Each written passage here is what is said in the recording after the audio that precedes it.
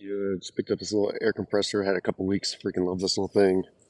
You run whatever 20-volt battery on it.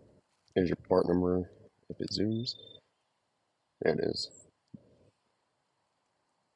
DCC0201.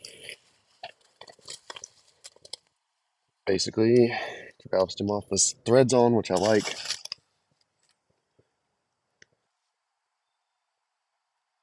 I'm trying to do one hand. Here we go.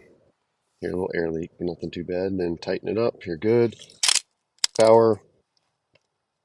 Set what PSI. I run 42 on the rear on this manufacturer spec. Yeah, for the V-dub. Set the current pressure. What to try to get through.